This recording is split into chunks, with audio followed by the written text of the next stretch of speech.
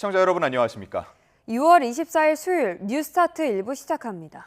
코스피가 어제 하루 910포인트 떨어지면서 역대 최대 낙폭을 기록했습니다. 그야말로 검은 화요일이었는데요. 대장주 SK하이닉스와 삼성전자도 나란히 12% 급락했습니다. 보도에 김세호 기자입니다. 극심한 변동성에 코스피가 파랗게 질린 하루였습니다. 9,000선에서 출발한 코스피는 9,100선을 회복하는 듯 했지만 이후 하락을 이어갔습니다. 정오쯤 동반 매도 사이드카에 이어 오후 2시 반에는 코스피 시장에서는 모든 매매를 일시 중단하는 서킷 브레이커까지 발동됐습니다. 코스피는 9.9%, 910포인트 폭락한 8,203으로 장을 마치며 8,200선을 간신히 지켰습니다. 하락율로는 역대 5번째, 포인트 기준으로 역대 최대 낙폭입니다. 한국형 공포지수로 불리는 코스피 200 변동성 지수는 89.69까지 치솟으며 90선에 육박했습니다. 뉴욕 증시에서 기술주 주가가 하락하고 미국의 금리 인상 우려가 커진 점이 급락의 주요 배경으로 지목됩니다.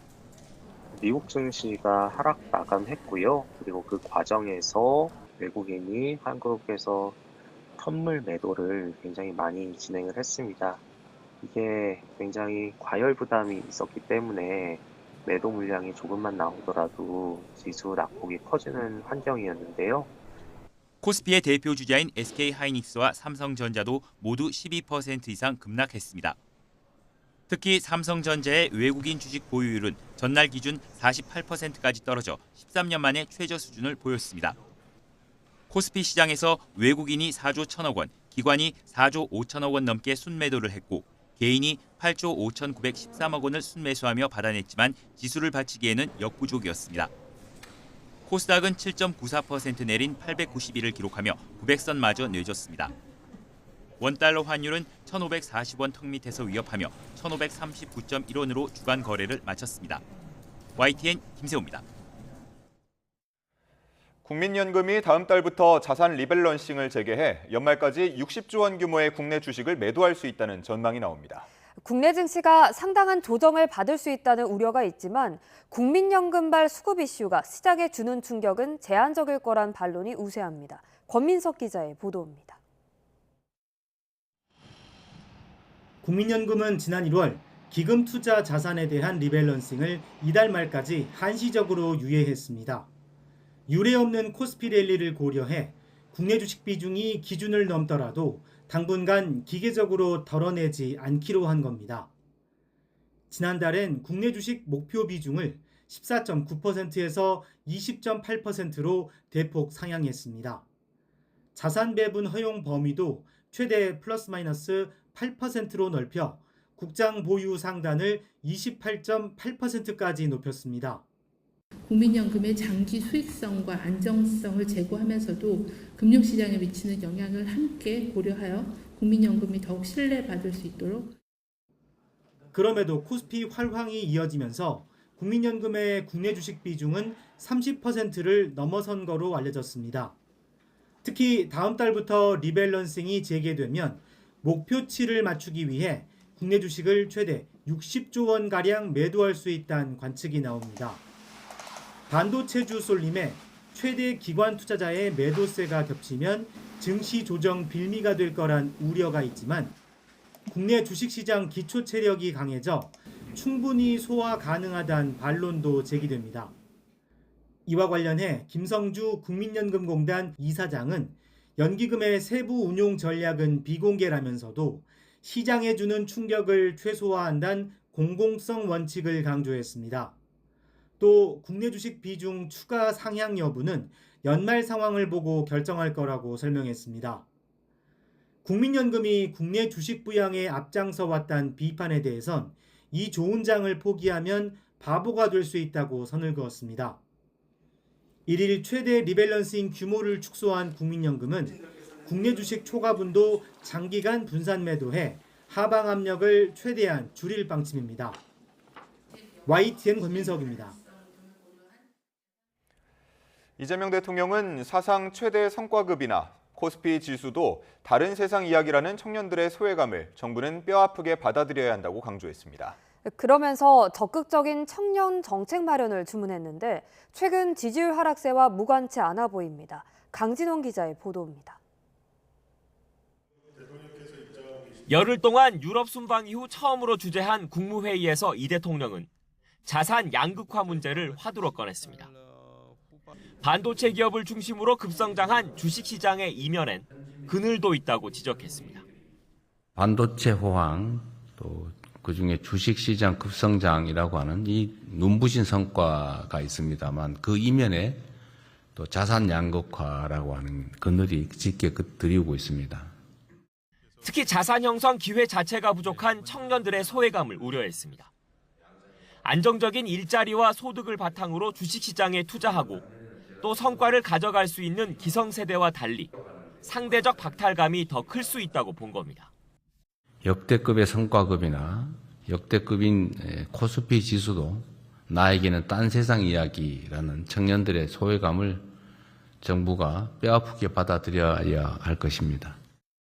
이 대통령은 이런 문제를 해결하기 위해 청년들의 삶 모든 영역에서 기회의 사다리를 실질적으로 늘리는 정책들을 조속히 확정하라고 지시했습니다. 우대금리와 비과세 혜택 등을 합쳐 연 최고 19.4% 이자 효과를 볼 수 있는 청년 미래 적금까지 직접 소개하며 속도감 있는 대책 마련을 주문했습니다. 청년 미래 적금 신청이 시작됐습니다. 청년들의 안정적 자산 형성에 도움이 될 수 있도록 정책 홍보와 관리에 만전을 기해 주기 바랍니다. 이른바 청년 민심 잡기에 각별히 공을 들이는 모습인데 지방선거 이후 지지율 하락과도 관련돼 있다는 분석이 나옵니다. 최근 발표된 이 대통령 국정 지지율 조사에서 20대와 30대의 부정평가 비율이 모두 60%를 넘는 등 전 연령대를 통틀어 가장 높기 때문입니다. 이 대통령은 국민의 요구를 앉아서 기다리는 게 아니라 현장에서 선제적으로 찾아내 개선하는 것이 매우 중요하다며 적극 행정도 강조했습니다. 공직기강을 다잡아 공직사회 분위기를 쇄신하고 구체적인 국정 성과로 지지율 하락 국면을 돌파하겠다는 의도가 담긴 거로 풀이됩니다. YTN 강진원입니다. 이재명 대통령은 어제 청와대 녹지원으로 주한 외교 사절단을 초청해 만찬을 함께했습니다. 이 대통령은 인사말에서 지난 1년간 50개국이 넘는 국가의 정상들과 만났다며 이처럼 활발한 정상 외교를 할 수 있었던 건 주한 외교단이 가교 역할을 충실히 해줬기 때문이라고 감사를 표했습니다. 그러면서 국제사회가 직면한 공통의 과제를 함께 해결해 나갈 수 있도록 긴밀하게 협력해달라며 대한민국 정부 역시 외교 활동 수행에 불편함이 없도록 각별히 챙기겠다고 약속했습니다. 더불어민주당 정청래 대표의 연임 도전 선언이 이르면 오늘, 늦어도 이번 주를 넘기지 않을 거란 전망이 나옵니다. 당권 경쟁 시간표에 맞춰 친명계와 친청계 간 신경전도 치열해지는 가운데 정 대표는 또다시 호남을 찾았습니다. 강민경 기자입니다. 연임 도전에 대한 확답을 하지 않은 채 민주당 정청래 대표는 민영배 전남 광주특별시장 당선인과 함께 시민 간담회를 했습니다. 바닥 민심, 특히 전통 지지층의 새 규합에 나선 거란 해석이 나왔습니다. 오고 가는 현금 속에 싹 트는 우정이라고 아무리 좋은 정책을 앞으로 이렇게 하더라도 실제로 예산이 투여되지 않으면 실행할 수가 없어요. 당 안팎에선 정 대표가 다음 최고위원회의, 늦어도 26일 전당대회 준비위원회 구성 즈음에는 입장을 낼 걸로 예상합니다.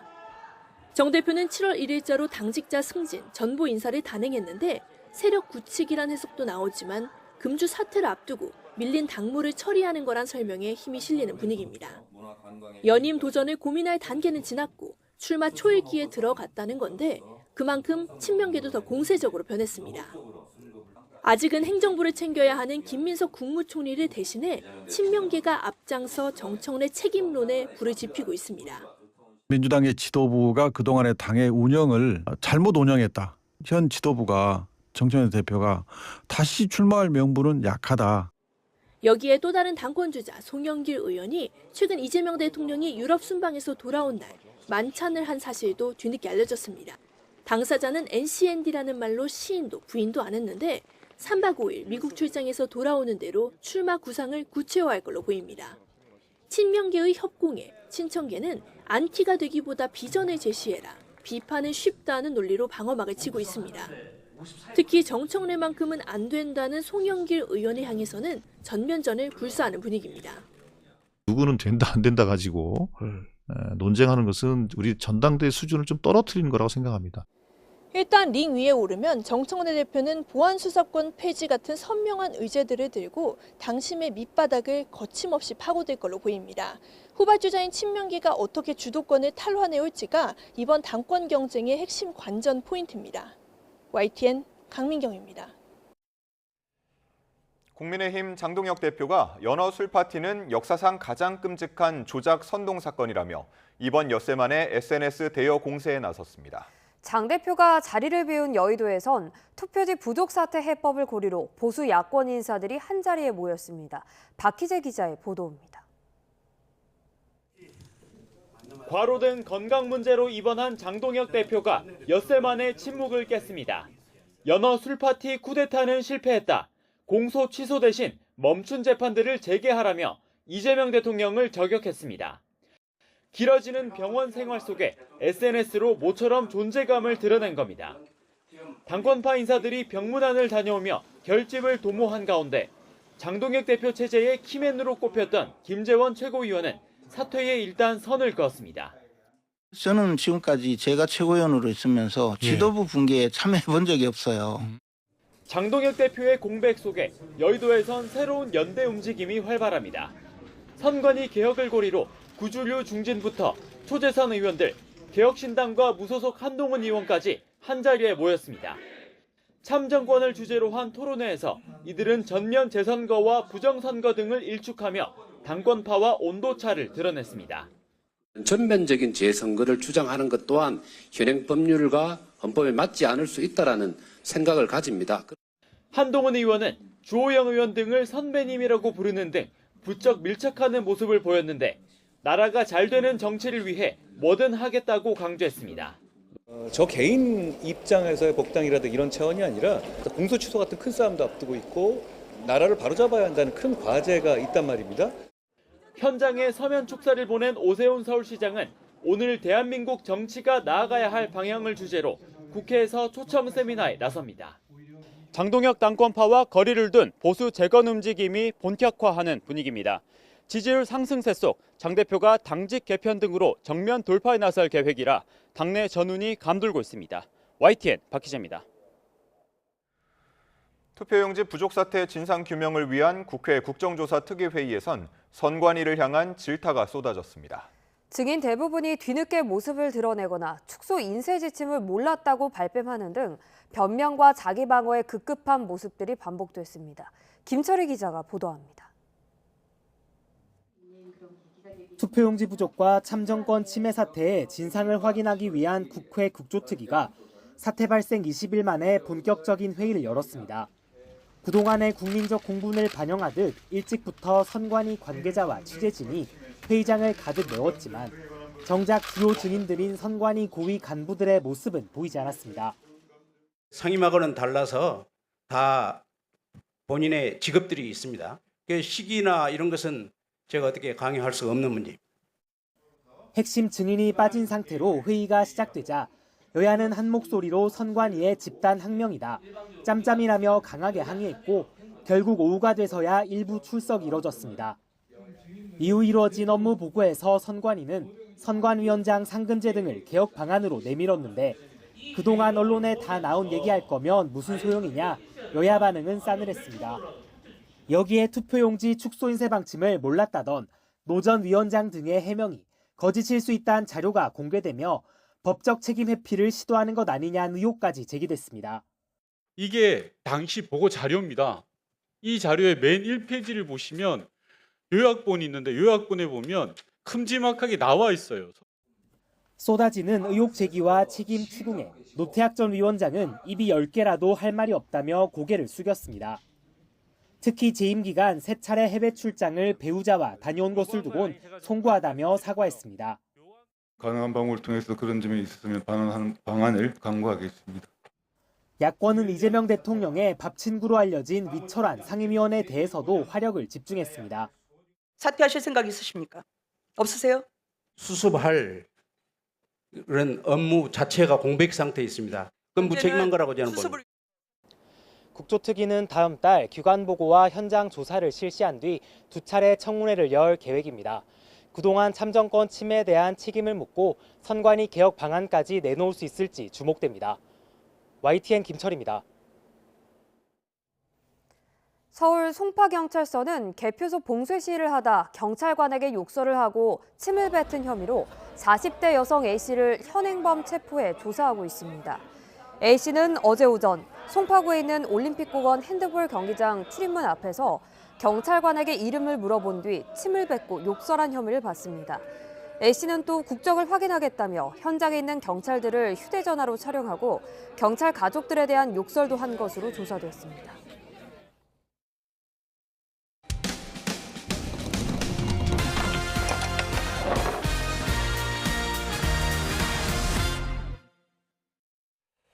강원 지역 육군부대에서 군 병사가 간부에게 무차별 폭행을 당했다는 제보가 들어왔습니다.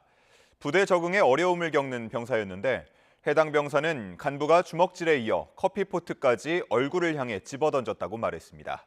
홍성욱 기자입니다. 이마에 피를 흘리고 있는 사진 속 군인. 곳곳이 빨갛게 부어오르고 상처가 났습니다. 강원 지역 육군 모부대에서 A1병이 B중사에게 폭행을 당한 건 지난달 26일 오후. A1병이 부대 사무실 고장난 컴퓨터를 고쳐보려 하자 B중사는 통신병 컴퓨터라며 이를 제지했습니다. 하지만 A1병이 컴퓨터 전원을 켜자 B중사는 자신의 말을 듣지 않았다며 욕설과 함께 폭행을 시작했습니다. A1병은 B중사가 주먹으로 얼굴과 팔 등을 10여 차례 때리고 얼굴을 향해 커피포트까지 던졌다고 주장했습니다. 주먹으로 얼굴을 때리면서 이제 주변에 보이는 선물 같은 거 있잖아요. 주변에 보이는 이제 커피포트 2개가 있었는데 그것도 던지고. 지난해 11월 입대한 A1병은 폭행 사건 이전에도 부대에 적응하지 못해 어려움을 겪은 것으로 알려졌습니다. 특히 지난 3월에 있었던 휴가 중에는 극단적 선택을 시도하기도 했습니다. 해당 부대는 사건 직후 피해자 치료와 함께 해당 중사와 일병을 분리 조치했으며 수사 결과에 따라 관련 법규를 적용해 엄정하게 조치할 예정이라고 밝혔습니다. A1병은 폭행 피해 이전에도 병원에 다니며 정신과 약을 복용 중이었습니다. 이번 사건 이후에는 충격과 두려움으로 병원에 입원해 치료를 받고 있습니다. YTN 홍서욱입니다. 경기 수원시에 있는 아파트 단지에서 필로폰을 투약한 채 돌아다닌 혐의를 받는 남성이 경찰에 붙잡혔습니다. SNS를 통해 이 남성의 모습이 빠르게 퍼졌는데 우리 주변 곳곳까지 스며든 마약에 시민들의 불안도 커지고 있습니다. 송수연 기자입니다. 한 남성이 몸을 축 늘어뜨린 채 구부정한 자세로 비틀거립니다. 한낮 경기 수원시 권선동에 있는 아파트 단지 인근에서 마약을 투약한 혐의를 받는 30대 남성입니다. 길거리에 마약에 취한 사람이 있다는 영상이 SNS에서 확산하자 이를 인지한 경찰이 즉시 수사에 나서 영상이 게시된 다음 날 남성을 긴급 체포했습니다.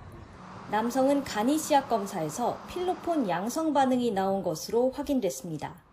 경찰 조사에서 남성은 자신이 영상 속 인물이 맞지만 마약은 하지 않았다며 혐의를 부인하고 있는 것으로 파악됐습니다. 마약이나 약물에 취한 사람은 이제 영화나 드라마에서만 볼 수 있는 상황이 아닙니다. 우리 일상 곳곳에서도 확인되는데 지난 14일 밤 10시쯤에는 서울 신논현역 출구 앞에서 30대 여성이 정신을 잃은 채 발견됐습니다. 여성이 가지고 있던 가방에는 마약성 마취제인 프로포폴 여러 병과 주사기가 발견된 것으로 파악됐습니다. 경찰은 마약류를 소지하고 투약한 혐의로 여성을 입건해 수사하고 있습니다.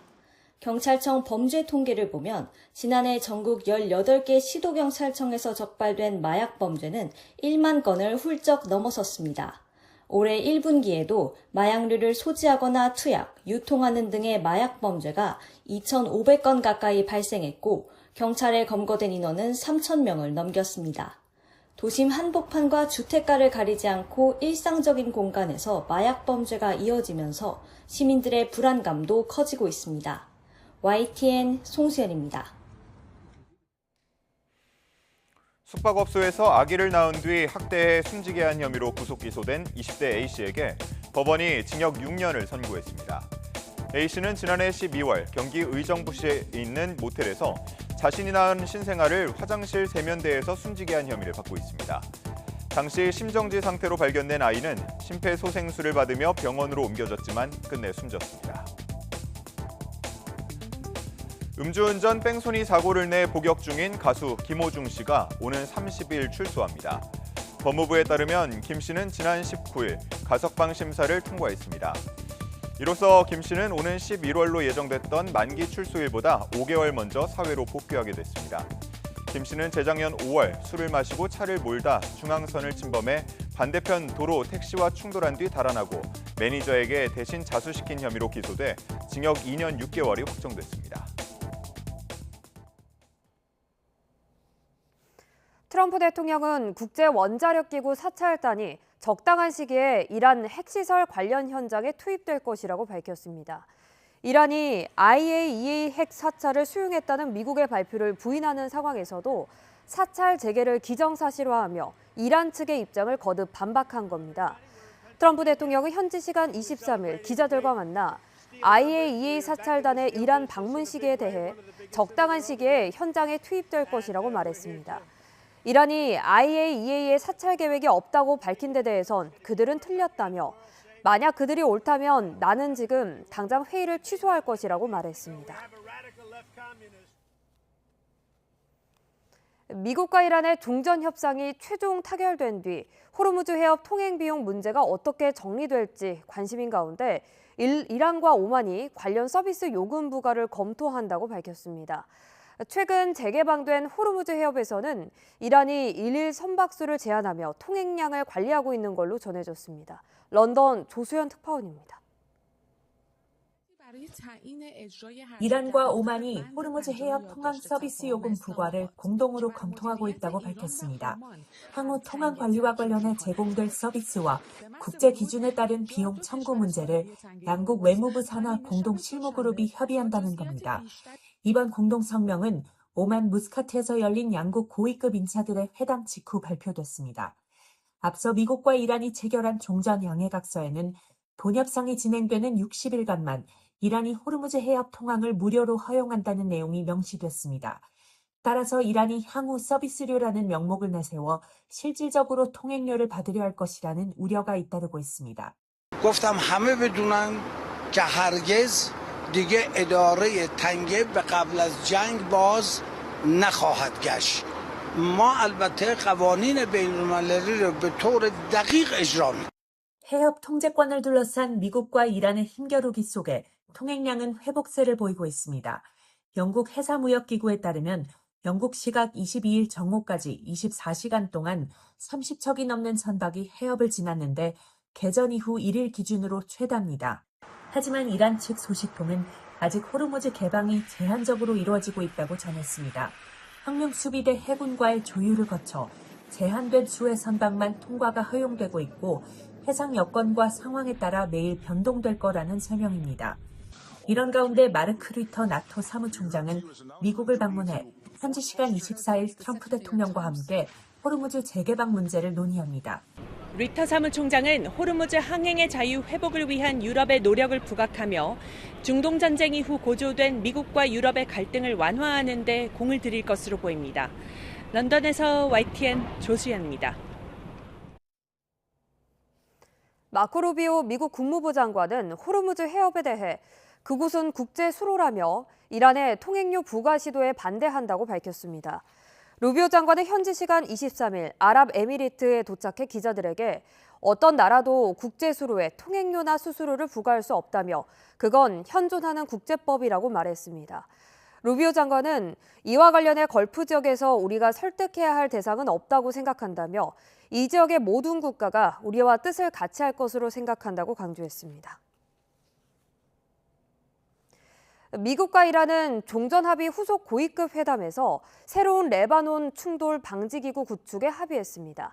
하지만 전쟁 당사자인 이스라엘과 헤즈볼라가 공식 참여하지 않은 합의여서 그 실효성에 대한 의문이 제기됩니다. 박영진 기자의 보도입니다. 종전협상의 가장 큰 걸림돌로 꼽히는 레바논 문제를 해결하기 위한 충돌 방지기구 구축. 미국은 핵 협상을 유지할 수 있도록 이스라엘과 헤즈볼라의 대규모 확전을 막는 대화 채널을 마련했다는 데 의미를 둡니다. We've been, I think, very good at setting up what we're calling a deconfliction mechanism, but what it really is to say that when things happen, the sides are actually talking to one another. 이란의 해석은 좀 다릅니다. 이란 외무장관은 충돌 방지 기구의 첫 시험 때는 실제로 레바논에서 양측의 전투를 멈추게 할 수 있는지 여부라고 강조했습니다. 레바논 주권 회복과 이스라엘의 군사 활동 제한에 방점을 찍고 있는 겁니다. سرزمین خودش انشالله در این گفتگوها به نتیجه نهاییش خواهیم رسوند و تا به نتیجه نهایی نرسه راهاش هم نخواهیم. 하지만 문제는 교전 당사자인 이스라엘과 헤즈볼라의 참여 여부가 불분명하다는 점입니다. 이스라엘은 여전히 레바논에서 군사 활동을 유지하겠다는 입장. 트럼프 대통령은 자신이 해결사라고 큰소리쳤지만 정작 구체적인 해법은 제시하지 못했습니다. Well, we're going to take a look at it. Well, what would you do to make sure that he doesn't? Well, I'm not going to tell you what I'm going to do, but it gets solved. I'm a problem solver. I get problems solved real fast, including with Bibi. 헤즈볼라 역시 이란의 지원을 받지만 독자적인 판단으로 움직이는 무장 세력이라는 점도 변수입니다. 결국 이번 충돌 방지 기구는 레바논 문제를 근본적으로 해결하는 평화협정이라기보단 종전협상 유지를 위한 제한적 안전장치라는 평가입니다. 또 실제 효과를 내기 위해선 미국이 이스라엘과 헤즈볼라 양측에 얼마나 영향력을 행사할 수 있느냐가 관건이 될 거란 전망입니다. YTN 박영진입니다. 이란 전쟁 종전 국면과 함께 북미 대화 가능성이 거론되는 상황에서 북한은 핵 보유국 지위를 철저히 행사하겠다고 공언했습니다. 김정은 국무위원장이 직접 나서 우리의 핵 잠수함 추진도 비난하며 대남 적대 정책도 거듭 공식화했습니다. 이종원 기자입니다. 북한 매체들은 당내 주요 문제를 논의하고 의결하는 전원회의가 사흘 동안 진행됐다며 회의 결과를 상세히 보도했습니다. 회의를 주재한 김정은 국무위원장은 핵보유국 지위 공고화를 거듭 천명했습니다. 특히 핵무력을 끊임없이 확대 강화하는 것이 유일한 길이라며 핵보유국 지위를 철저히 행사하겠다고 공언했고 핵기술과 관련해 더 방대하고 혁신적이며 고무적인 계획들이 가속적으로 실행될 거라고 강조했습니다. 김정은 동지께서는 위력한 국방 자산들을 더욱 늘려나가기 위한 사업을 세계를 압도할 수 있는 수준을 목표하여 강력히 실행해 나갈. 이미 공언한 남부 국경 요새화는 물론 만톤급 전략 유도탄 순양함 건조와 해군함대 신기지 건설 등도 언급하며 해군력 증강에 상당한 자원을 투입하겠다는 의지도 드러냈습니다. 그러면서 남측의 핵잠수함 도입 추진과 한미 핵협의 그룹을 콕 집어 비난하면서 한반도 긴장 고조의 책임을 남측과 미국에 돌렸습니다. 한국의 핵잠수함 보유까지 추진하고 있으며 우리 국가를 정조준한 군사 연습들과 정탐 행위들을 때없이 감행하며 올해 상반기를 결산하고 9차 당대회 결정 사항을 점검하는 자리였는데 무엇보다 이란 전쟁 종전 국면으로 북미 대화 가능성이 거론되는 상황에서 나온 메시지라는 점이 주목됩니다. 북한은 대화나 긴장 완화보다는 독자적인 강대강 정면 돌파와 진영 간 블록 외교를 당분간 견고하게 유지할 것임을 천명한 회의로 평가됩니다.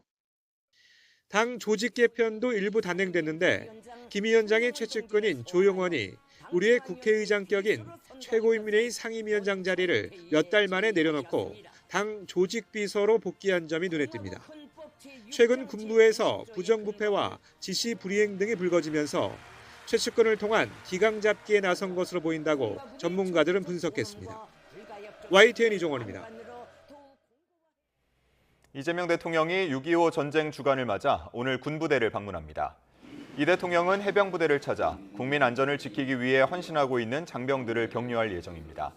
또 내일은 6.25 전쟁 제76주년 기념식에 참석한 뒤 참전 용사, 유가족을 위한 위로연을 개최할 계획입니다. 박성재 전 법무부 장관의 내란 중요 임무 종사 혐의 1심 재판부가 비상계엄 당시 검찰의 내란 가담 의심 정황을 판결문에 적시했습니다. 종합특검이 오늘 심우정 당시 검찰총장을 처음으로 소환하는 만큼 수사에 미칠 영향에 관심이 쏠립니다. 박광열 기자의 보도입니다. 특검 구형량을 뛰어넘는 징역 25년 중형이 선고된 박성재 전 법무부 장관의 내란 중요 임무 종사 혐의 1심 선고. 재판부는 비상계엄 직후 박 전 장관이 심우정 당시 검찰총장에게 계엄사령부 합동수사본부의 검사 파견 요청에 협조하라고 지시했다는 사실을 인정했습니다. 두 사람의 전화통화 이후 대검과 법무부 간부 순으로 연락이 이어졌다고도 설명했습니다. 검사 등 인력 파견 협조 지시는 윤석열의 정치적 반대 세력 제압을 위한 출국 금지 관련 조치, 수용 여력 확보의 핵심적인 전제 조건에 해당된다고 봄이 타당합니다. 계엄 직후 수원고검장과 수원지검장 등의 통화 내역, 대검찰청 과학수사부장의 포렌식 수사관 출동 의심 연락 정황도 적시했습니다. 검찰의 내란 행위 가담 관련 의심할 만한 추가 정황이 존재한다며 특검 수사가 이뤄지지 않은 거로 보인다고 지적하기도 했습니다. 시선은 출범 넉 달여 만에 처음으로 심 전 총장을 소환하는 2차 종합특검에 쏠립니다. 6월 24일이죠. 오전 10시에 내란 중요 임무 종사 등 혐의로 심우정 전 검찰총장이 출석하여 조사받을 예정입니다. 계엄 당시 검사 파견 의혹은 물론 법원의 윤석열 전 대통령 구속 취소 결정에 검찰이 즉시 항고를 포기한 경위 등을 들여다볼 방침입니다. 앞서 심 전 총장은 박 전 장관 재판에 증인으로 출석했지만 계엄 당시 통화에서 어떤 대화를 나눴는지와 검찰 인력 파견을 검토했는지에 대해서는 수사 중이라며 진술을 거부했습니다. YTN 박광렬입니다. 신도들에게 국민의힘 집단 입당을 강제한 혐의를 받는 이만희 신천지 총회장의 구속 여부가 오늘 결정됩니다. 서울중앙지방법원은 오늘 오후 2시 정당법 위반 등 혐의를 받는 이 총회장에 대한 구속 전 피의자 신문을 진행합니다. 이 총회장은 지난 20대 대선 경선과 22대 총선 국민의힘 경선에서 영향력을 행사하려는 목적으로 신도들에게 국민의힘 책임당원 가입을 강제한 혐의를 받습니다. 오늘의 주요 경제 일정입니다. 국가데이터처가 4월 인구 동향을 발표합니다. 출생아 수가 2024년 7월부터 올해 3월까지 21개월 연속 1년 전 대비 증가 흐름을 이어왔는데 이런 추세가 이번에도 이어질 것으로 기대됩니다. 하지만 여전히 출생아 수보다 사망자 수가 많아 인구 자연 감소는 77개월째 이어졌습니다. 한국은행이 상반기 금융안정 보고서를 발표합니다. 가계대출 추이나 금융기관 건전성에 대한 평가뿐만 아니라 부동산 상황, 환율과 관련한 분석도 주목됩니다. 현대자동차 노동조합이 오늘 쟁의행위 찬반 투표를 실시합니다. 앞서 현대차 노조는 사측과 임금 협상 난항으로 중앙노동위원회에 노동쟁의 조정 신청을 했는데 중노위 결정은 내일까지 내려질 전망입니다. 휴머노이드 로봇 아틀라스의 생산 현장 투입을 앞두고 생산 방식과 정년 연장 등 민감한 문제를 노사가 어떻게 풀지 관심이 쏠립니다. 삼성전자 최대 노조인 삼성그룹 초기업 노조가 최승호 위원장에 대한 재신임 투표를 오늘부터 일주일간 진행합니다. 초기업 노조는 내부 갈등으로 인한 조합원 일탈로 과반 지위를 상실한 상태입니다. 미국에서 주행 보조 기능인 이른바 오토파일럿이 켜진 테슬라 승용차가 주택으로 돌진해 한 명이 숨지는 사고가 발생했습니다. 테슬라 측은 운전자 과실이라고 주장했지만 미 교통당국이 특별조사에 나서면서 자율주행 차량의 안전 논란이 다시 도마 위에 오르고 있습니다. 김선중 기자의 보도입니다. 테슬라 차량이 주택가를 쏜살같이 달려갑니다. 잔디밭을 아슬아슬하게 스치듯 지나가더니 급기야 주택벽을 들이받은 뒤에야 멈췄습니다. 당시 사고 차량은 첨단 주행 보조 기능인 이른바 오토파일럿이 켜진 상태였습니다. When we saw a car flying by down the street and all we saw was them going about 60, 70 miles per hour and next thing we know is we hear hit that curb in that driveway and it ran into the house. 이 사고로 70대 주민이 크게 다쳐 병원으로 옮겨졌지만 숨졌습니다. She was pinned against the wall because he pushed her fridge like against her and the whole playset that we have in the living room. 현지 경찰은 운전자가 술에 취한 상태는 아니었다며 차량이 왜 속도를 제어하지 못했는지 조사 중이라고 밝혔습니다. 당장 미국 도로교통안전국도 특별 조사에 나섰습니다. 이에 대해 테슬라 측은 충돌 당시 속도가 시속 117km에 달했고 충돌 이후에도 가속 페달에서 발을 떼지 않았다며 운전자의 책임을 돌렸습니다. 일론 머스크 테슬라 최고 경영자도 자율주행 시스템은 주택가에서 천천히 주행하도록 설계됐다고 반박했습니다. 앞서 지난 2월 미국 법원은 오토파일럿 관련 사고에 대해 테슬라도 일부 책임이 있다며 우리 돈 3,700억 원을 배상하라고 판결했습니다. 미국 교통당국은 지난 2016년 이후 테슬라의 운전 지원 시스템과 관련된 사고 50건에 대해 특별 조사를 벌이고 있습니다. 테슬라는 국내에서도 한 달에 10,000대가 넘게 팔리며 수입차 가운데 압도적인 독주 체제를 이어가고 있습니다. YTN 김선중입니다.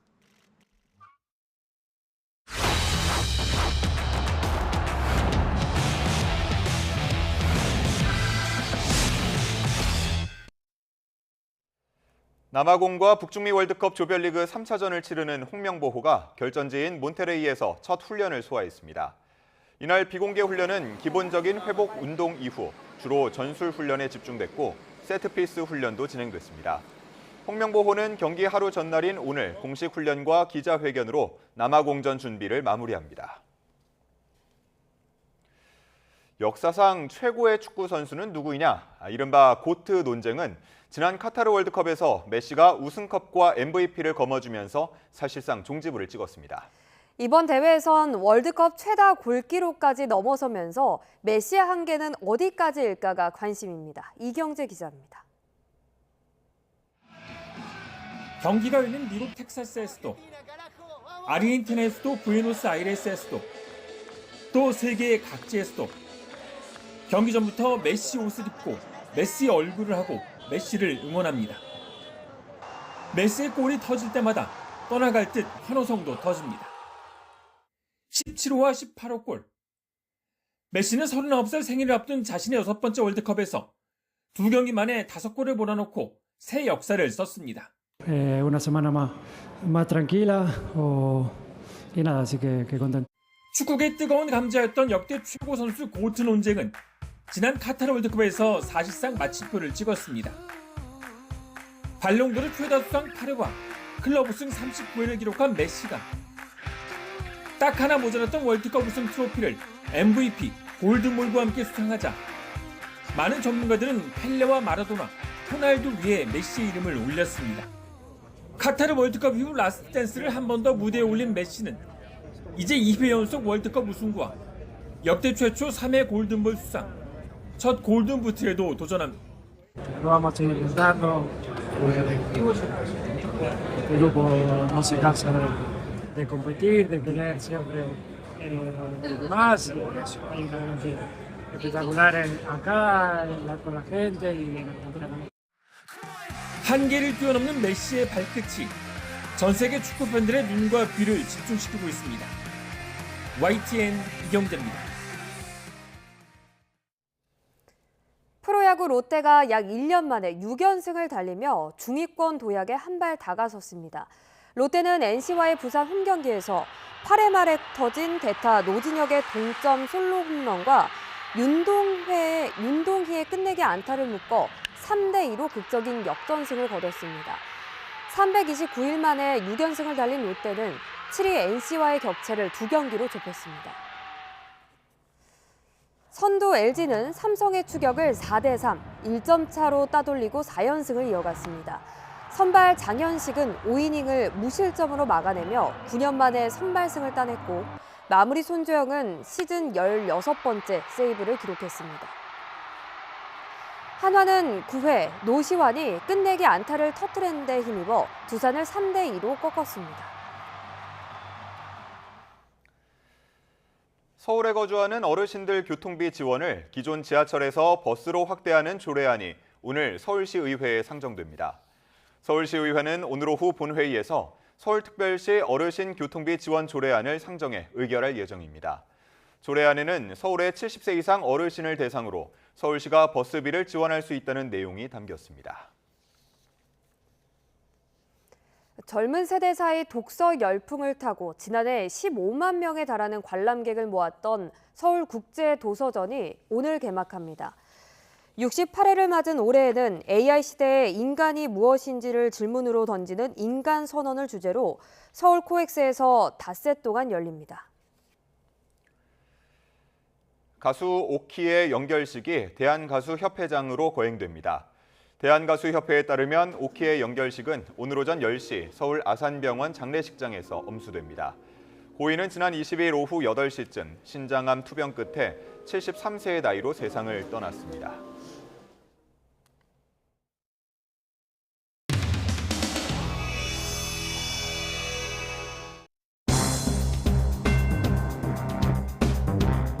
이른바 진술 세미나를 반복적으로 했습니다. 김성태 씨가 오늘은 뭐 갈비탕을 먹고 싶다 그러면 갈비탕이 제공되어지고 연어가 먹고 싶다 그러면 연어가 제공되고. 연어 파티, 술 파티, 진술 세미나가 있었습니까? 네, 당연히 있었습니다. 여러 차례 있었습니다. 여러 차례. 그렇습니다. 법정에서는 한 차례 정도 얘기하지 않았나요? 술을 마신 건 한 번이었었고. 날짜가 왔다 갔다 해서 그런데 현재 술 파티가 있었던 날짜 특정하고 있습니까? 제 기억으로는 6월 18일이나 19일일 것 같고. 6월 18일이나 19일 것 같아요. 잠깐 물어볼 게 많아요. 제가 이하영 증인에게서 계속 물어봤을 때 날짜가 계속 바뀌어요. 5월 17일로 이제 날짜를 특정했습니다. 그때 연어 술 파티 있었습니까? 없었습니다. 연어 술 파티 할 수 있는 그 상황 자체가 아니죠? 그렇습니다. 연어 회 술 파티 그건 뭔지는 아시죠? 김성태 증인 그 안에 들어있던 소주를 그렇게 마시고 그랬었나요? 답변. 예. 제가 나이가 몇인데 먹는 거 이제 그만 좀 말씀했으면 좋겠습니다. 아니 소주를 드셨냐? 연어 먹었다고 이게 뭐 일에 무슨 관계인지 분명히 말씀드리면 5월 17일 날 정확히 술 안 먹었고요. 예. 허구한 날 무슨 뭐 죄송하지만 의원님 죄송하지만 저 나이가 60인데 거의 먹는 거 이제 좀 그만 말씀해 주십시오. 알겠어요.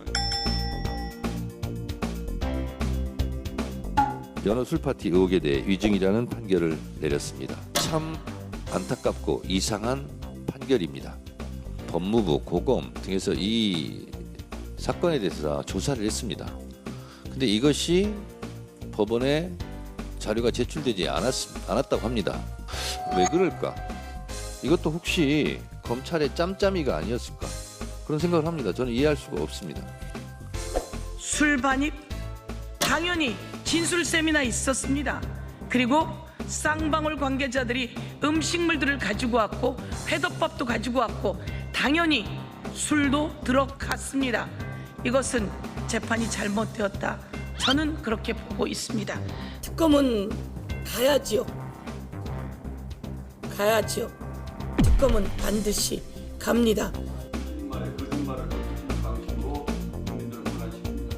연어회 파티만 하더라도 무려 2년 6개월 동안 국민을 희롱한 것입니다. 이재명 대통령 공소 취소, 이제는 그 기본이 완전히 허물어졌기 때문에 처절하게 사과하고 다시는 이런 일 일어나지 않기 바랍니다. 박상용 검사가 권력에 맞서서 수사했다는 사유로 파면된다면 이제 그 어떤 누구도 권력자를 수사하지 못하게 될 것입니다. 박상용 검사 징계가 취소되면 그 즉시 이재명 정부 레임덕의 시작입니다.